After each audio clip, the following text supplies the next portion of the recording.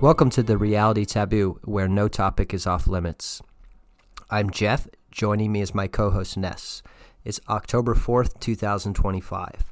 First topic, when institutions become weapons.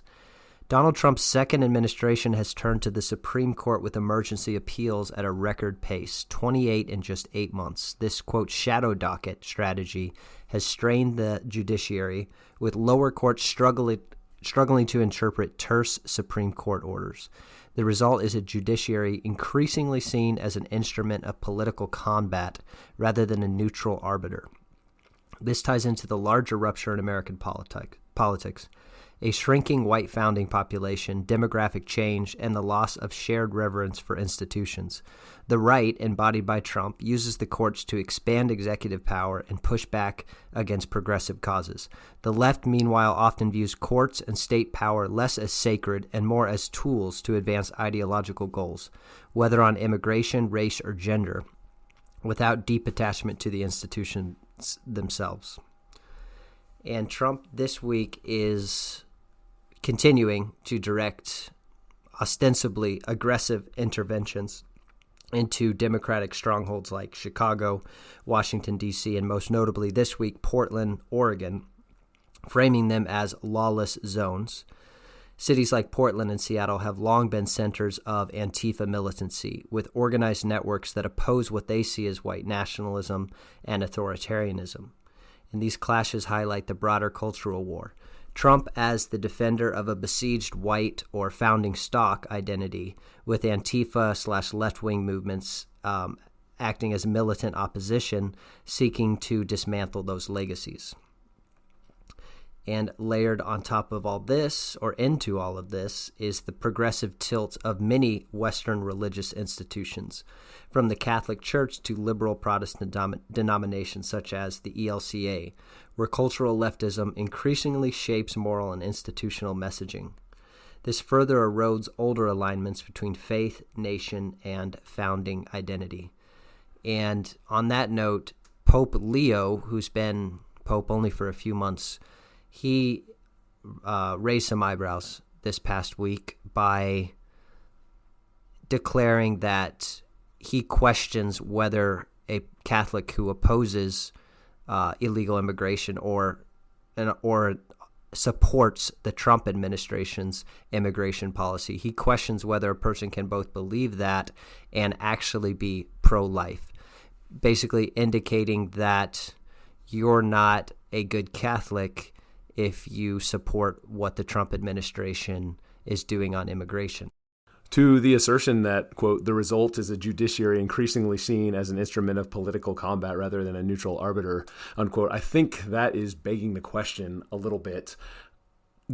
The average person on the right in America would not, I think, assent to that characterization that just now the court is becoming an instrument of political combat, whereas in the past it had been some sort of neutral arbiter.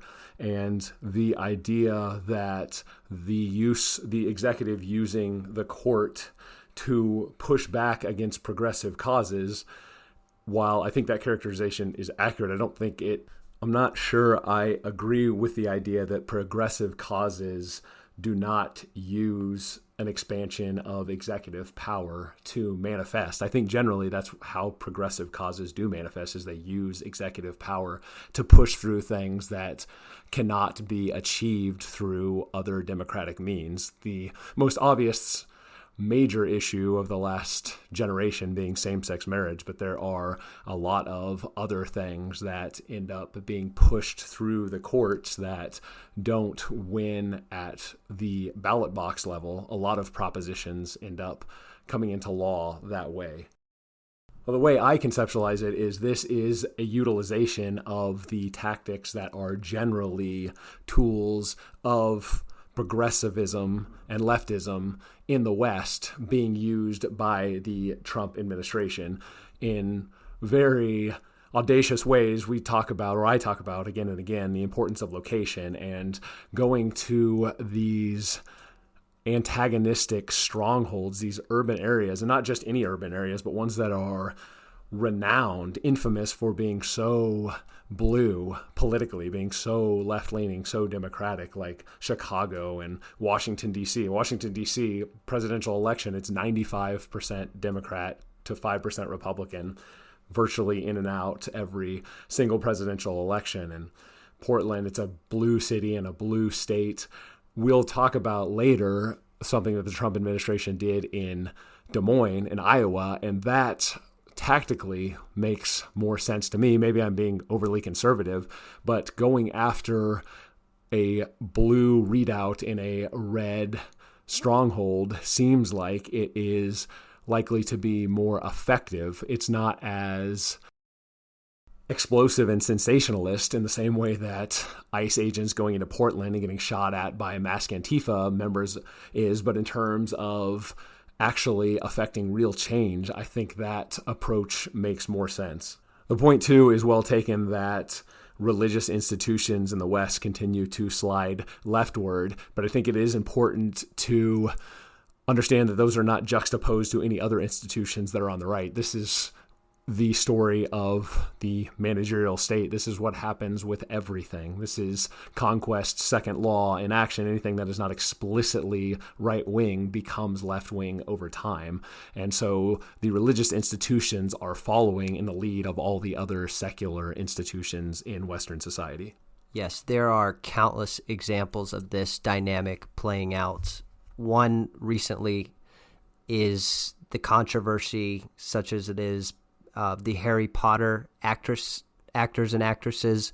So the I don't know their names, but the ones who play Harry, Ron, and Hermione, they have over the years blasted and criticized J.K. Rowling, the author of Harry Potter, as being a bigot, a transphobe because of her traditional feminist take on politics and social issues, which leads her to oppose the idea that a man can just decide that he's a woman now and he's part of the sisterhood and he gets all of the benefits, and it's welcomed with open arms into the distinct class of woman. And J.K. Rowling finds that offensive, and she's spoken out about it. So the actress who plays Hermione over the years has said some pretty harsh things about J.K. Rowling, or at least not backed her up when she was being attacked. And more recently, the actress has said more conciliatory things, and J.K. Rowling had kept her mouth shut, and she unloaded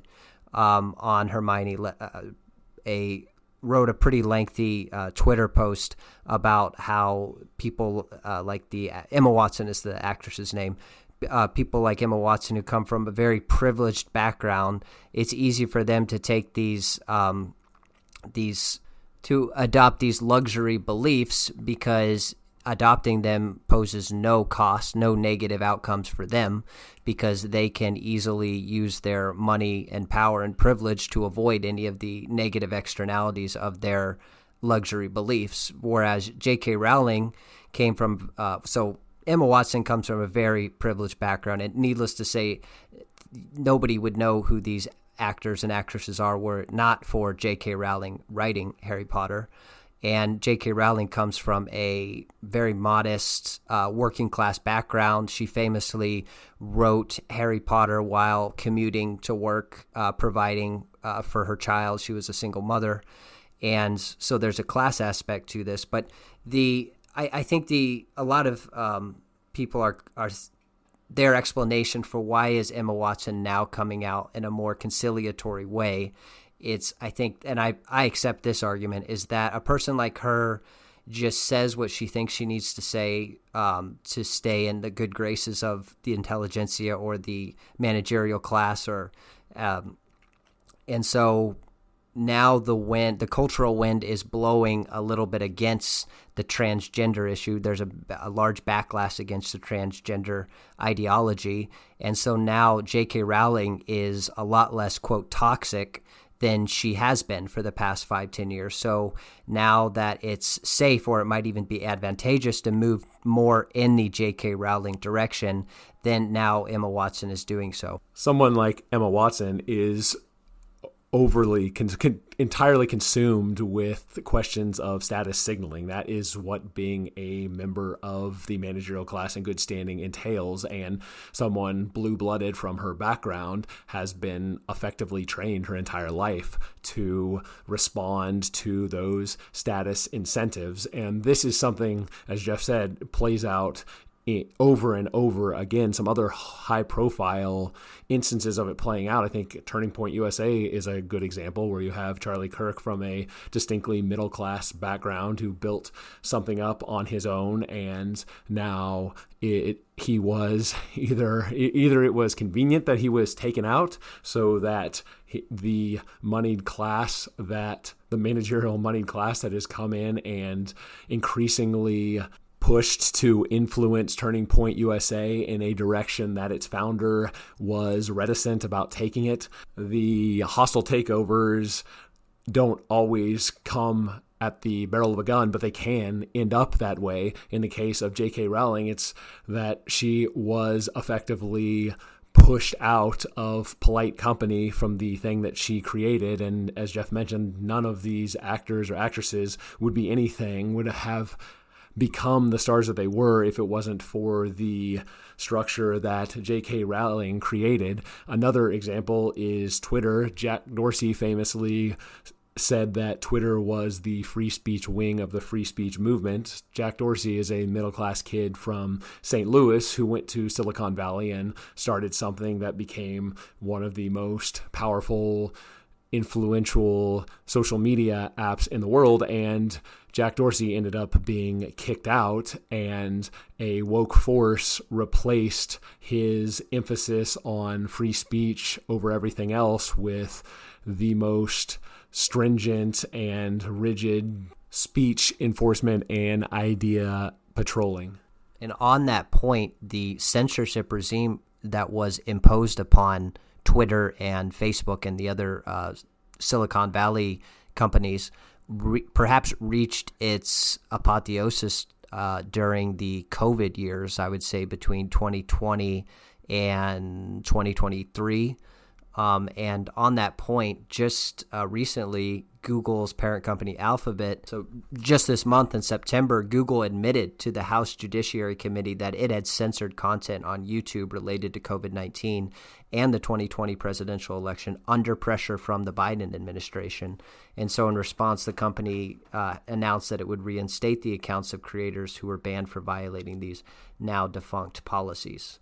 And so the company stated that officials in the Biden administration had applied, quote, repeated and sustained, end quote, pressure to remove content that did not violate YouTube's policy.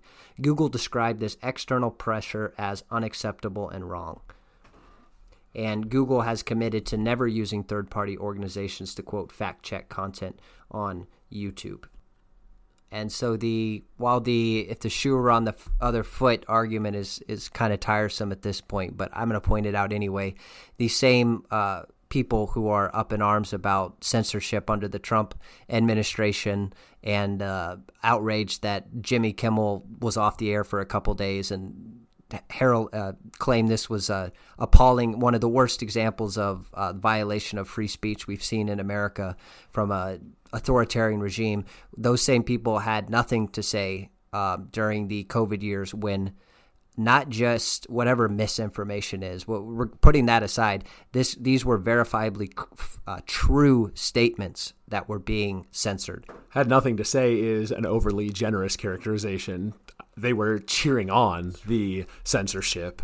To bring it back to what Jeff opened with regarding the Trump administration's flooding of the zone with emergency appeals to the Supreme Court, the lower court makes some ruling saying that the Trump administration can't do X, Y, and Z. So the Trump administration turns to the Supreme Court to effectively get a stay to allow them to do whatever it is that they want to do, at least pending further action in the courts. And there are legal managerial types who are complaining about this strategy allowing the Trump administration to do what it wants to do without judicial restraints. And then there are members of the Supreme Court who Neil Gorsuch and Brett Kavanaugh in particular, publicly criticizing lower courts for being willfully ignorant and refusing to take cues from the Supreme Court.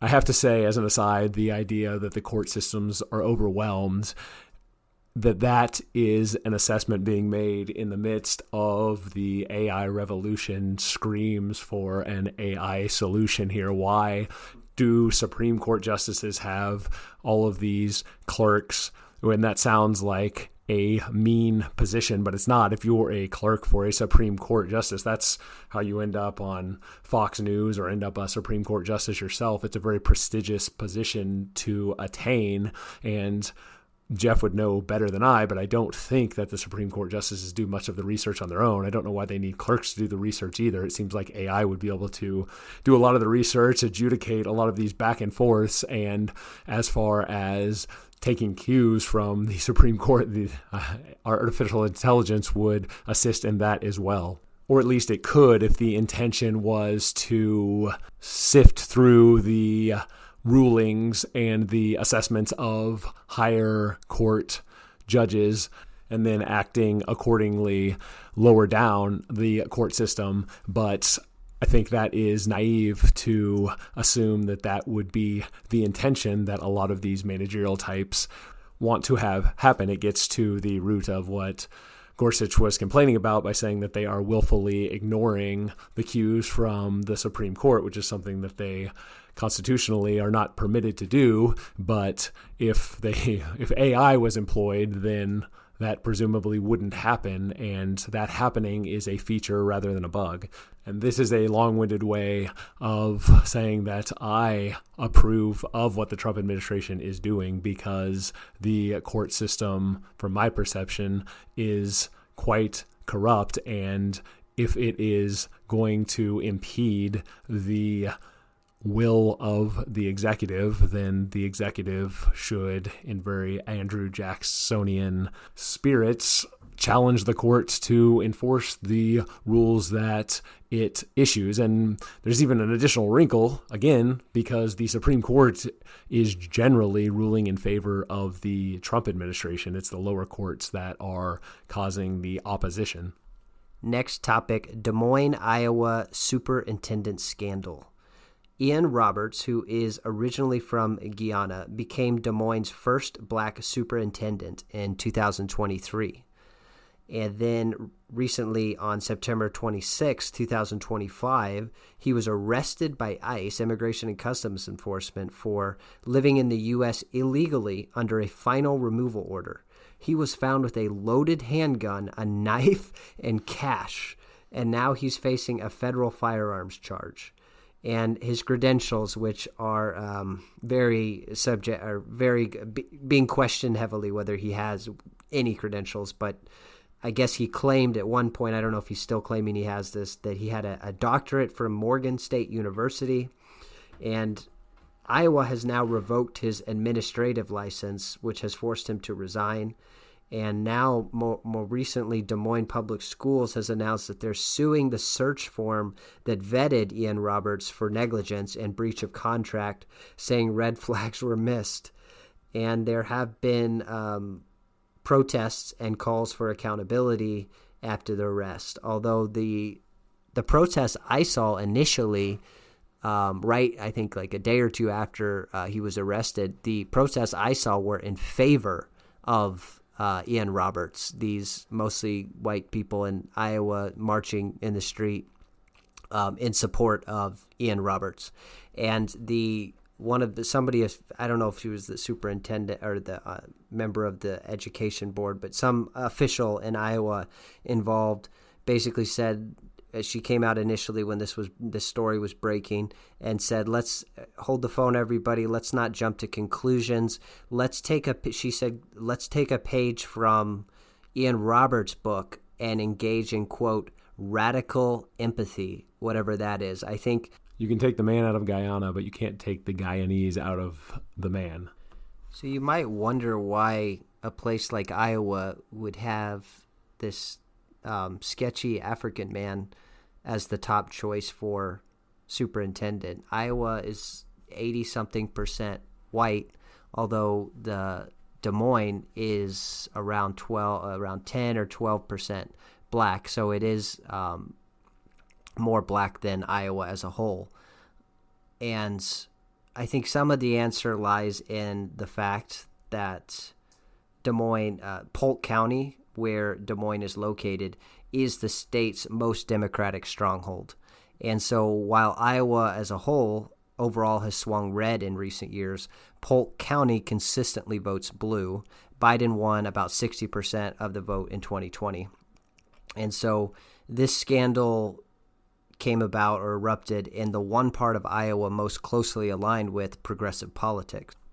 And I think it's not hard to imagine the scenario where this Ian Roberts was hired. I think the nice white progressive types who live in Des Moines would be absolutely thrilled to have a black, let alone an immigrant African superintendent. I'm sure that was very appealing to their sensibilities. It maybe it's the ultimate virtue signal that if you're a white liberal who's responsible for, I assume, hiring the first black superintendent of historically racist white state like Iowa, it's a very appealing thing. And it's not hard to see how the appeal of hiring this black person would overshadow or allow you to overlook any sort of contrary evidence to why you shouldn't hire somebody like this. This is a particularly ridiculous example of how the vaunted rule of law is ignored by the managerial class when paying attention to the law doesn't suit them. This is a winning populist issue, and this is really low-hanging fruit that it's good that the Trump administration is taking advantage of, and it's hardly an isolated case. Jose Antonio Vargas has been an identified illegal alien going all the way back to 2011, and he's written for several years for the New York Times. There are instances of high-profile, salient illegal aliens all over the United States. The idea that illegal aliens are living in the shadows is risible on its face, and the Trump administration should continue to take the lowest hanging fruit like this and make the high-profile arrests of people who are blatantly violating federal immigration law in a very ostentatious and unapologetic way.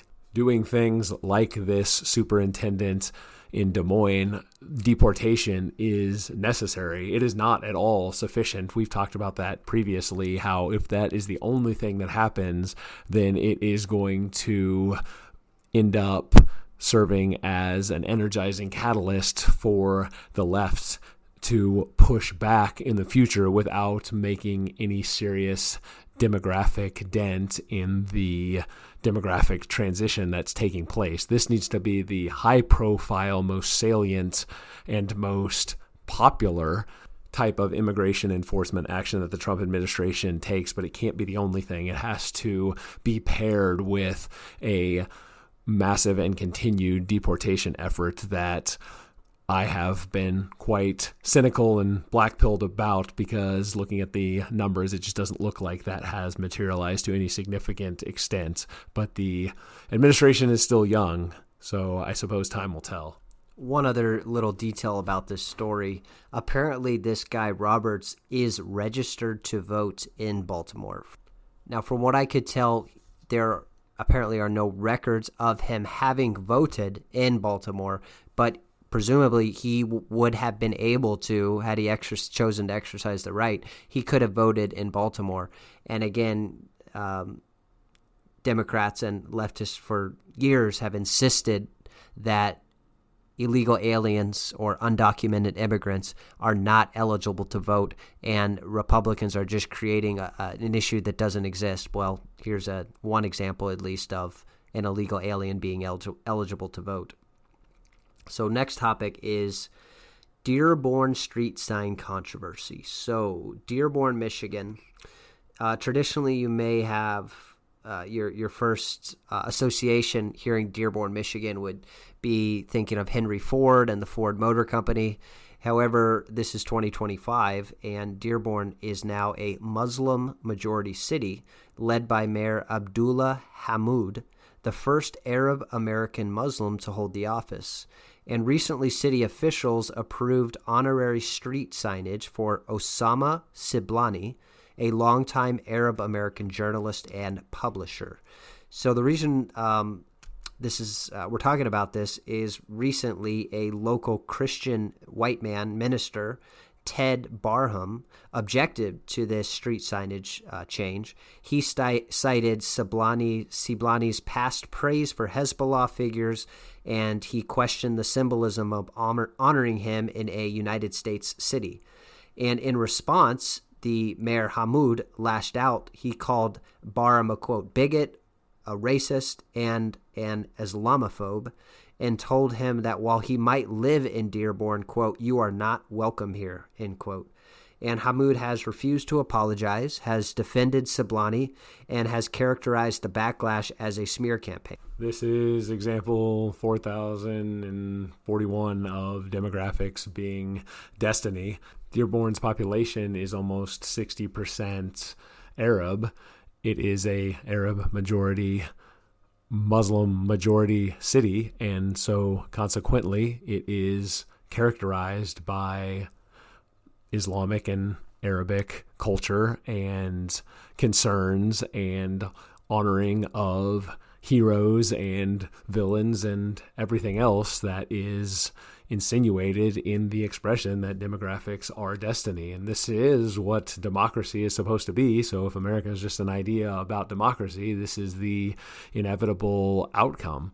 The idea that Muslims in a city like Dearborn would have any sort of affection or connection to historical figures like George Washington or Thomas Jefferson, or who would respect the integral role that Christianity formed in the foundation of the United States, or all of the traditions that flow from that heritage. The idea that they would feel a connection is I think, extremely naive.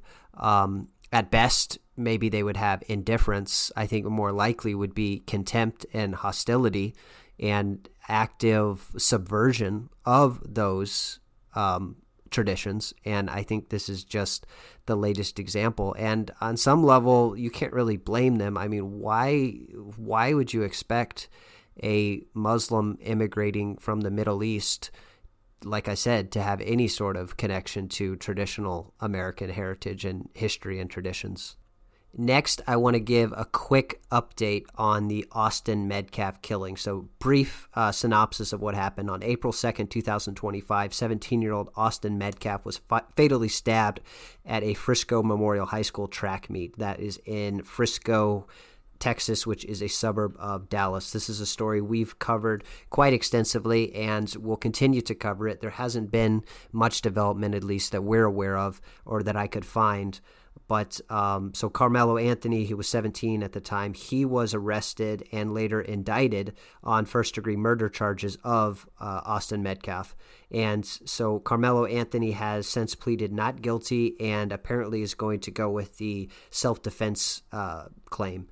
And the only recent developments really are that a grand jury indictment was returned on June 24th of 2025, and the judge in the case issued a gag order, so that limits what attorneys and officials can say publicly about this case. But Carmelo Anthony has been released under monitoring conditions, and the case is now in the pretrial phase, which is things like discovery, motions, scheduling, and presumably how these kinds of cases normally happen is the prosecutor or the district attorney or the lead prosecutor on this case is in negotiations with Carmelo Anthony and his attorney, and there might be some sort of plea deal being negotiated. But as of now, assuming that no plea deal is reached, a jury trial is scheduled to begin June 1st, 2026 in Collin County District Court. So just wanted to give a brief update on that. We'll continue to eagerly see what happens there. Next, another topic I want to briefly revisit is the New York City mayoral race. And this is another topic we've covered quite a bit on the Reality Taboo. So The most recent notable development came on September 28, 2025, when the current mayor of New York City, Eric Adams, the black man who was under investigation, federal investigation under the Biden administration, and then when the Trump administration came in, they dropped the charges. So Mayor Eric Adams has just this week announced that he would no longer seek re-election. He cited fundraising struggles and political pressure. Curiously, his name remains on the ballot, but his campaign is effectively over. And so that clears the field a little bit more for a showdown heading into the election exactly a month away, November 4th. The only the candidates left are, of course, Zohran Mamdani. He's, again, somebody we've covered quite a bit on previous episodes. He's of Indian heritage. Family traces back to Uganda, and he won the primary in June. And then Andrew Cuomo is still in the race. Cuomo is presenting himself as the centrist alternative, and he pulled in almost $400,000 in the days after Adams' withdrawal. And then we still have the Republican candidate Curtis Sliwa. And so with Adams out, the race appears to essentially be a two-way fight between Zohran Mamdani and Andrew Cuomo. And so we'll definitely cover that about a month from now after we have the election results. The betting markets, the smart money doesn't think that there is much of a prediction to make or that there will be much to cover other than the margin of Mamdani's victory, that the establishment permitted, or if he was obstinate in so doing, Eric Adams staying in. However it played out, whatever was taking place behind the scenes, it was not something that was going to redound to the benefit of the establishment if Mamdani is really perceived as an insurgent enemy of that establishment, because by waiting so long, having Eric Adams still on the ballot and having, I presume, early voting already taking place in some places, is such that it was already a long shot for there to be a coalition of forces to come together behind one so-called centrist mainstream establishment candidate, whether it be Adams or Cuomo, but for that to be split for as long as it did to almost the last minute meant that the long shot has become even more of a long shot than it was previously. And then on top of that, the Republican candidate is still in the race, so that will siphon off 10-15% of the vote that might otherwise overwhelmingly go to Cuomo. Polymarket currently has Mamdani as an 8-1 favorite over Cuomo, and Sliwa, or however you pronounce the Republican's name, he is a 500-1 outsider. So if you really feel like rolling the dice there, you can strike gold if somehow he ends up pulling the election upset of the century off. Pivoting again, the Economist YouGov ran a poll this week asking respondents if they plan on or have already received the latest iteration of the COVID-19 vaccine this year, and 33% of respondents either have received it or plan on doing so this year. And so that's 1 in 3 Americans, 100 million people, give or take, just in the United States, are going to receive the vaccination this year, 100 million doses or more just in the United States. And so while it is fashionable on the right to think that the COVID nightmare is behind us, and in some sense is the most salient and draconian aspects of it might be, but to characterize it as a loss for Big Pharma, I think, overstates drastically what has happened. This has become another constant revenue stream for Big Pharma that is similar to the revenue streams that Big Pharma receives from the flu vaccines. And so while public skepticism of the vaccine makers may have increased somewhat compared to where it was 5 years ago. The ability for Big Pharma to continue to influence media and American politics is not reduced at all. They still remain impervious to lawsuits for damage caused by vaccine injury, and now they have an additional revenue stream that is going to, or looks like it's going to continue to come in indefinitely to the tune of hundreds of millions of additional doses, and so hundreds of billions of additional dollars in the coming years. The partisan distribution will come as little surprise. 54% of Democrats, so a majority of Democrats, have either received the vaccine or plan on doing so. 31% of independents have, and 15% of Republicans. Relatedly, the survey also asked about views on mandatory vaccines for school children. Just 20%, so 1 in 5 respondents answered that, quote, unvaccinated children should be allowed to attend school if their parents are opposed to vaccinations for any reason, unquote.